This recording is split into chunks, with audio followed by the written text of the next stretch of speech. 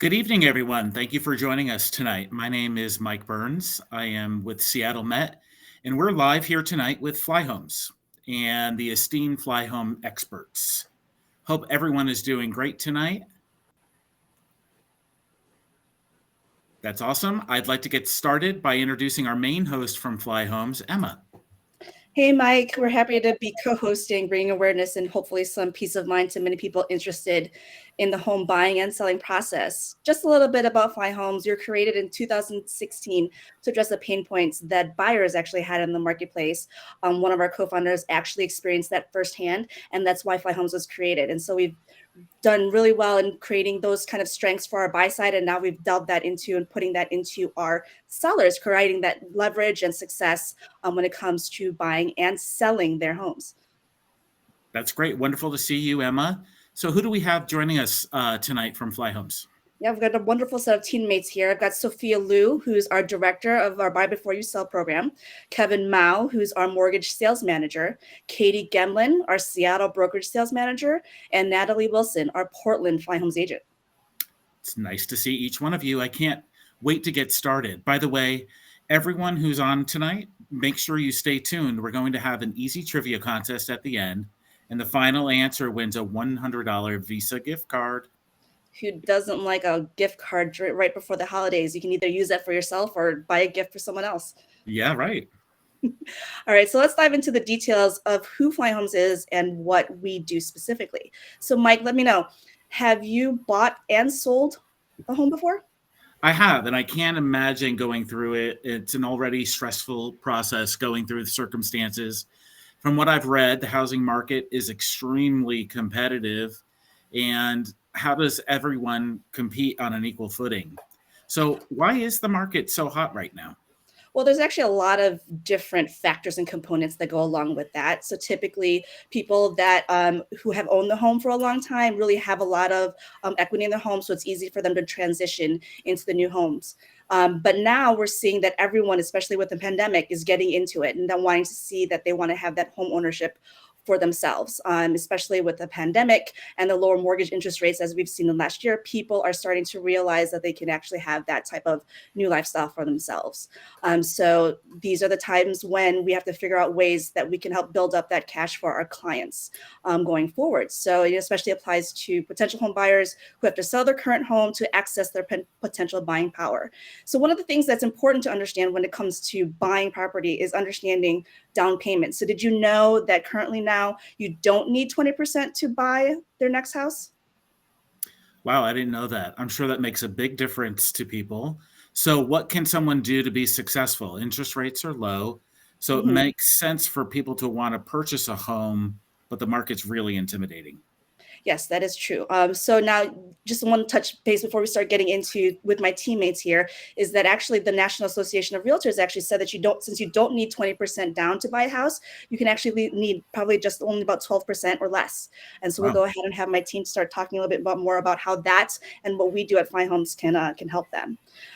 So they can actually give you pointers on how home buyers can handle such an aggressive market. The first thing that a home buyer and seller should consider is their budget and their access to their equity. So we'll go ahead and kick things off with Kevin on the mortgage side. Thank you. Thank you, Emma. So if you're considering purchasing a home, you probably already have been thinking about getting the pre-approval. This is a document that you can get from a mortgage loan officer.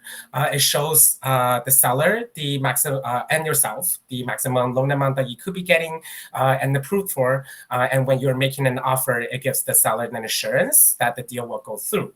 However, pre-underwriting actually takes it a step further. At FlyHome's Mortgage, our in-house mortgage underwriters will fully review your financial situation and provide a stronger pre-underwriting approval while you are shopping for a home. Underwriting pre-approval actually has some advantages as well. When you're making an offer in competitive markets such as Seattle and Portland, it actually gives you an edge as well. Sellers and listing agents, they know the steps that you have gone through to obtain this document, and as well as the strong financial position that you're in amongst other buyers. And obviously, if you're using FlyHome's Buy Before You Sell program, our pre-underwriting will even omit your current mortgage, consider your proceeds from selling the home, and gives you a max loan amount as well as a higher purchasing power. So now I will pass to Sophia, a director for Buy Before You Sell, to chat a little bit more about the program. Yeah, thank you, Kevin. As Kevin said before, there's a lot of current homeowners that's also in the marketplace to hoping to make a transition and move into their next home as well. So traditional, there has been a couple of different ways people can make that transition. You could either buy your new home first and then sell your current one, assuming that you actually have the financial power to do so, being able to qualify for a higher amount for the new home. If you don't, then the other way around is to actually buy your new home with a contingent offer, which isn't very competitive these days, given the lack of inventory and just how crazy the market has been. The other way traditionally people have been able to do make a transition with their current home is to sell first and then buy in order to access their equity. However, for a lot of people who have a bigger family with kids and pets, it's a logistical hassle to actually make that move, or just listing your home on the market first, and then either move to somewhere else temporarily or sell your home when you're still living in it. So it's definitely a very troubled process for a lot of homeowners that prevents them from making that leap into the new home. So that's where we have seen a lot of success with the Buy Before You Sell program at FlyHomes, where we actually allow you to move into your new home before you even sell your current home. And there are several benefits with it. One is we're actually able to leverage the equity in your current home so that you can maximize the budget for your new home before you even sell your current one. And of course, it helps you with less hassle with one-time moving. And with our cash offer on the buy side, you can even close in as quickly as 10 to 14 days. So getting to your new home super quickly, and then we can get started with selling your current home as well. And then the last benefit with the Buy Before You Sell is also to sell your home, current home really fast and also at top dollars with all the services and package that we offer through the listing process. So altogether, it should be a win-win situation for you as a homeowner to move into your new home in a direct transition and then sell your home at the top dollar. So I will pass it to Katie to speak a little bit about what you guys are seeing with the clients you're interacting with and also the marketplace in Seattle and Portland. Thank you, Sophia. So yes, I totally agree with everything that Kevin and Sophia have brought up so far. Making sure you're pre-approved and pre-underwritten prior to making offers is definitely the ideal. We want to kind of the standard format of how things go in Seattle right now is homes come on the market Tuesday, Wednesday, Thursday. So you want to get in early and see those homes. Offers tend to be reviewed the following week, maybe on Monday or Tuesday, Sunday, Monday or Tuesday. So getting in early is really important.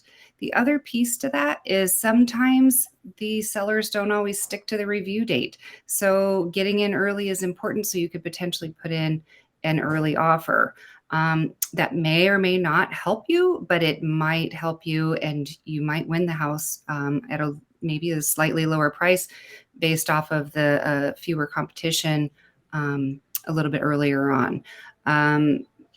It's funny because December, everyone thinks, oh gosh, the market must have slowed down. Right. It actually doesn't slow down. We still have multiple offers on all the homes.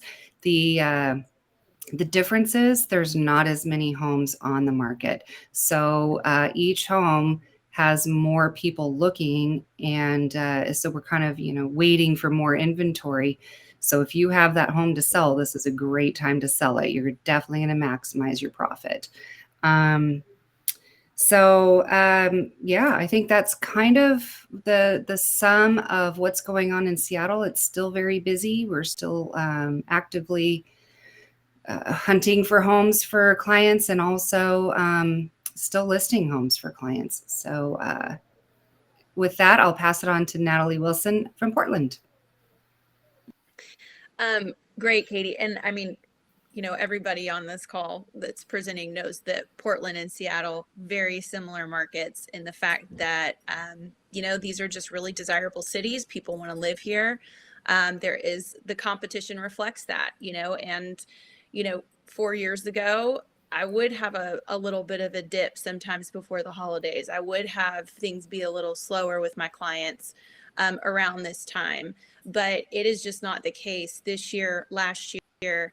And it's just a supply and demand question. It's cheap to borrow right now. You can do a lot with your money because loans aren't crazy expensive. So it's a very similar story where we have, for us, Wednesdays, Thursdays, Friday, those are the days where things are really going to be popping onto the market. Those are the big list days.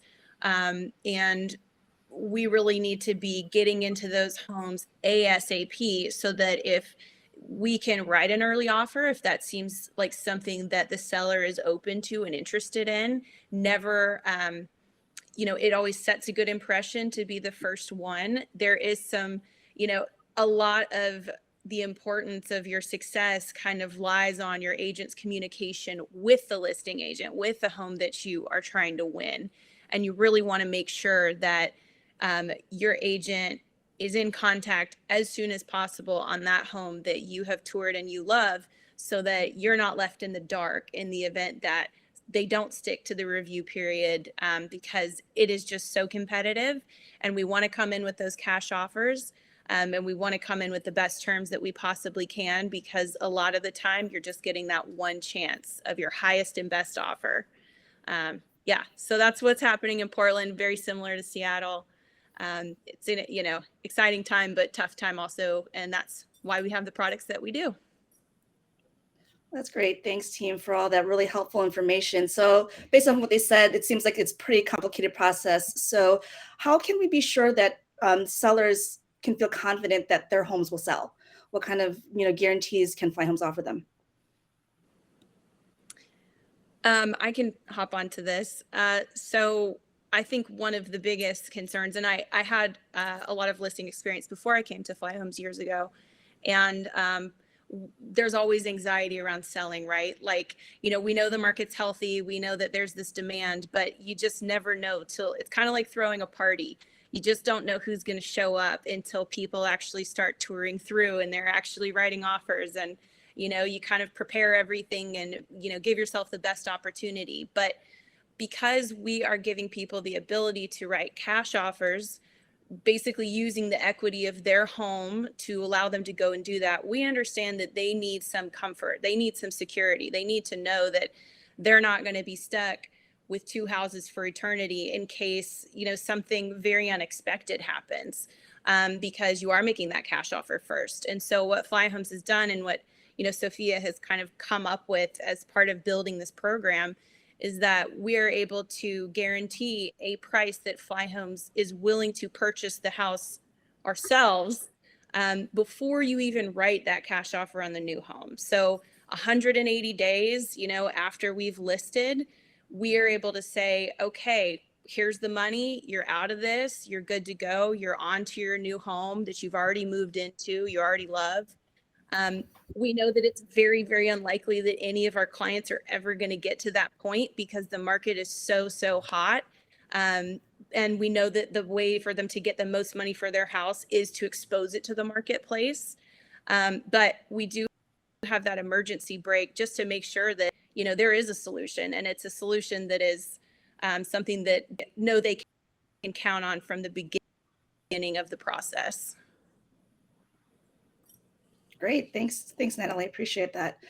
Katie, what are your experiences in terms of the marketplace in Seattle, in terms of how many days on market we're experiencing with our listings? Right. So most homes, the average days on market is about 7, but you have to remember that average, actually, a lot of homes go off the market immediately within 0, 1, or 2 days. And the reason why it would stay on 7 days is because we have that week buffer for allowing people to view the homes and getting in there and being able to have that review date on that following week. So the only reason why it would be 7 days is because of allowing more people to come in. And that is also what kind of creates the multiple offer situation. So if we definitely want to try to stick to that review date for if we're representing the sellers, because it's going to encourage more people to view that home, get in there, love that home, and hopefully maximize the profit in the end for our sellers. Great. So now we can imagine like people are probably now that they're listening to us are ready to sell their homes, but are buyers ready to actually move? So just kind of wanted to touch base. Seattle and Portland experts weigh in on the state of the markets as we move into 2022. And although the market has slowed down, as everyone has mentioned, is still pretty hot.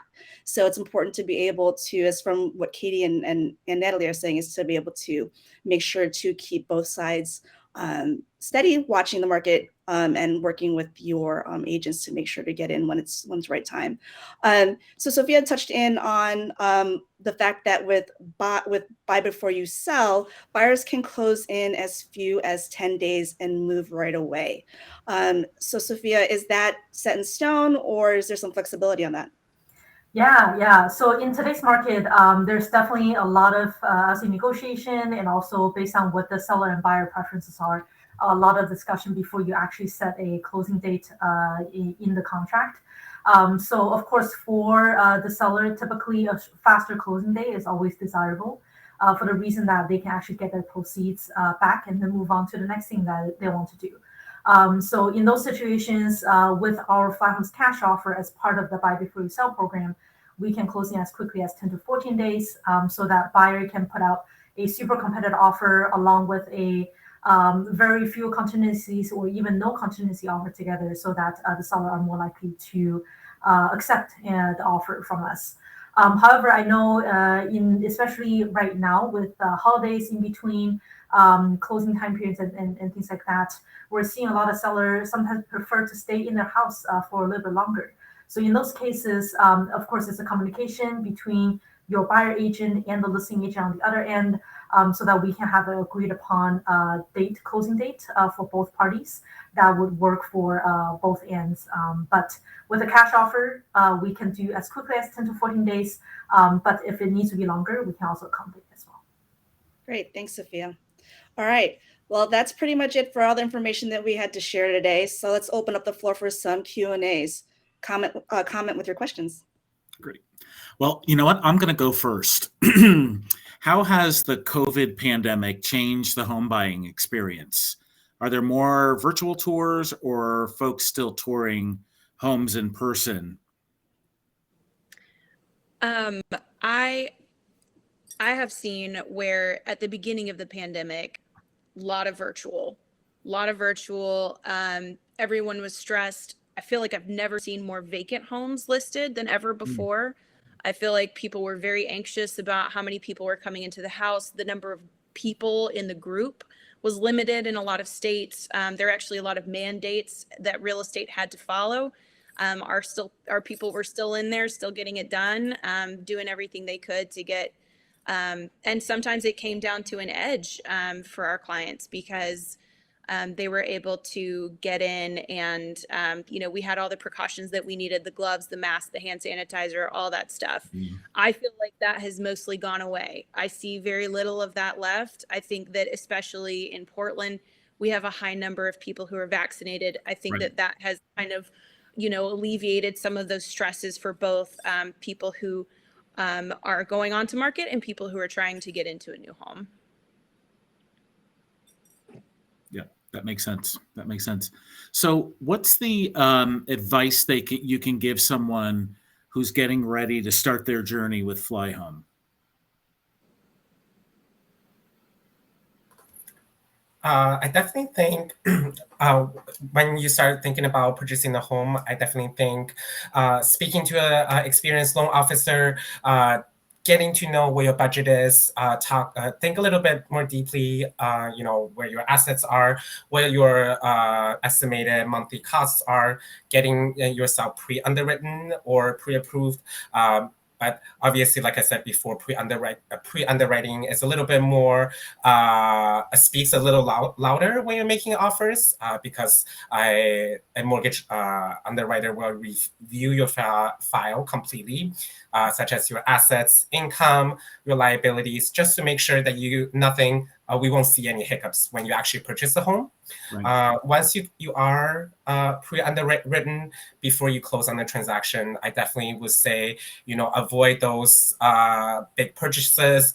Even if you really want to get that car, maybe let's wait for, finish on the home purchase first before you make large transactions. Those could kind of, definitely affect how much of a loan you can be approved for. Or, if you're thinking about getting a job, I'm not saying that don't get a job, but if you're thinking about getting a new job, definitely talk to your loan officer first. Depends on, how much income and how it's structured. It could also change, your goals as well when it comes to home purchase. So just to be clear, pre-underwritten and pre-approval are two different things? They're very similar. Pre-approval is usually reviewed by an automated system. Once you submit some documents, pre-underwriting is a little bit more thorough. A mortgage underwriter, so that's someone who approves your loan when you go into contract. For FlyHomes, we have in-house underwriters. They will take a look at your mortgage application and then get you pre-underwritten, which is stronger than a pre-approval. Great. We have another question from Chris in Portland. What's your advice on writing an offer the first weekend that a listing has debuted? Is it a good idea or a bad idea? Since it's coming from Portland, I'll pop in here. I will say, I think that it is usually not advisable because, and this is part where you're going to have that conversation with your agent, right? Where it's like, hey, what do you see things going and bidding up to in this area of town? Is it in one area, it might be that it's going to be more like $40,000. In another area, it might be $100,000. One of the things that your agent should do whenever you're choosing to write an offer is to do a comp analysis to see where the other homes in the area have listed and where they have sold.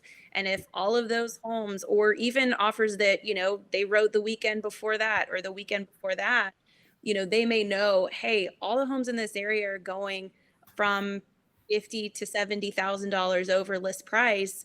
And that is usually the case. Usually homes are being put on at competitive prices. And the reason for that is because experienced buyers, people who have been writing and who do know what this is like and the level of competition, they're tacking on that amount to any list price that they're looking at. Right. So you really have to keep that in mind. Usually, if you can only do list price for a new listing, your best bet is to let it be exposed a little bit to the marketplace. And then if it hasn't gone, they've overshot it.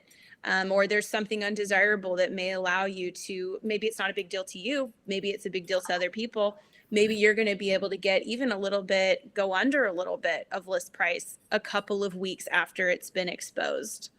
I think that's important. And it's one of the biggest things that I see trip up buyers who are just entering the market, who maybe haven't been watching what listings are doing on, all of the different sites that we've got out there for information. Great. Another question is, what's the biggest aha to watch out for as a seller in a fast and furious bidding scenario? That came from Les in Seattle. I'll go ahead and take that one. So basically from the seller's perspective, you want to look for the cleanest offer that you're going to get. It may not be the highest because sometimes there are some other contingencies, or maybe the lender isn't as strong as perhaps another lender that you might have. Maybe somebody's waiving financing, maybe somebody's cash. So there are a lot of facets that go into reviewing offers. If you have, two offers that are the same price, you want to look at all the different details along with it. What contingencies are there? Who's waiving what? What are the close dates? Does it matter? does that close date matter to you? Is it going to be that extra week? Does that make a difference to you as the seller? So what you as the seller are looking for is the easiest way you're going to close the deal without thinking that the buyers have a way to back out. As a seller, the other thing that you want to probably do is get a pre-listing inspection on your home to present that to your buyers, so they can feel a little bit more comfortable about waiving the inspection on your home. Just a lot of different facets that go along to it. So that would be my recommendation. Great. I have another question, kind of in the same vein as getting if one of the contingencies is an inspection. Tavanda, who is in Houston, asked, is it a good idea to do a thorough walkthrough of the home to check the foundation cracks, electrical issues, plumbing? How would you answer that question? Because sometimes it's part of your mortgage process. Is that correct? Yeah, when it comes to the mortgage process, yes, we do appraisal, which determines the value of the home. But when it comes to the real estate side, I think there's a lot of the inspection as well. I think referring to the question, is that correct? Yeah, I can jump in here. So as a buyer, I would say all the agents should always be advising you to get a inspection on the home. If not after getting under contract, try to do it before getting under contract as well, so that you at least have an idea of what are some issues that may be popping up after you take ownership of the home, so that there are things that you plan for, set budget for, or maybe there's opportunity to have a conversation with the seller to see what are some arrangement that you can make together as well. And typically when you do arrange that inspection, it's being done by a licensed inspector that will do all the major system structure checks, maybe even some cosmetic stuff as well, just so that you're aware of all the issues for the home. Right. So yes, always a good idea to make sure you understand the health of the building. Yeah, you're making the biggest purchase of your life, so it's good to know what you're getting into before you sign all the papers, right? Yes. I think we have one more I think we answered part of it, but I think it's worthwhile to go through one more time. What are the deal killers when you're in pre-underwriting? So what are some of the things we should not do when we're trying to get a mortgage? Yeah, absolutely. So, I know it's in the holiday season. We're doing a lot of shopping. I think I mentioned it a little bit earlier. If you're thinking about purchasing a car or any large purchases that could involve, a loan, personal loan, a car loan, definitely should avoid that while you are shopping for a home, whether you're getting pre-underwritten or if you're already in contract.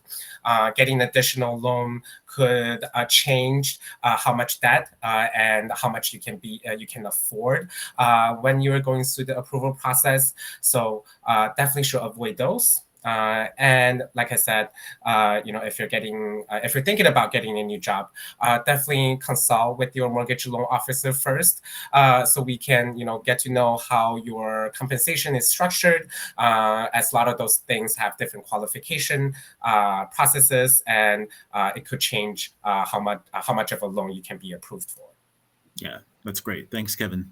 You're and welcome. One last question that we have is, the market, it's slowing down just a little bit. Are there any predictions of what will happen in the new year? I think that's the big question. I think a lot of it is going to have to do with interest rates, right? Like, how long is money going to be this inexpensive to borrow? I think that we have seen a lot of wild things in the last couple years, pandemic, in the Pacific Northwest. We've had some different things pop up with even just like kind of, smoke from California. There's all kinds of things that have been happening, and it is just not slowed down. People want to be here. People want to be buying homes. I think that people have realized in the last couple of years how important home is, how much time we're really spending there right now. So I think personally, I think we should keep a really close eye on interest rates, because I think that that's where the shift is probably going to exist.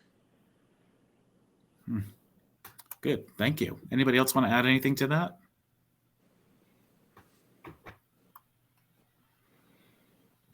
Okay. Well, we have 2 more things that we would like to do tonight. And one of them is to give away a gift card. So I'm going to ask a question. Well, actually, Emma's going to ask the question. And the first person to respond will be the winner. The other thing was, if you want more information, please log on to flyhomes.com and schedule a time with one of our local experts. So what's the question, Emma? So the question is, true or false? You are required to put 20% down to buy a house. Good question. I know the answer. I was listening, but I can't win tonight. But I could use the $100.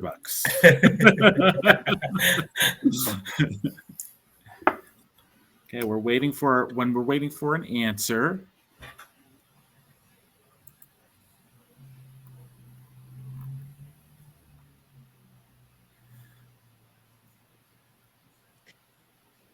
Okay, I think we have a winner. It's Maria. Maria Arredondo is our winner tonight. Congratulations. That concludes our event with FlyHomes tonight. I'd like to thank everyone for being here with us and giving us so much great information. Boy, real estate is an important subject matter. Everyone is interested in it. I say it's everyone's hobby because when you're in it, it's a big investment and you want to know everything about it. So thanks, FlyHomes, for all your expert advice tonight. Yeah, thank you for having us. Everyone, have a great night.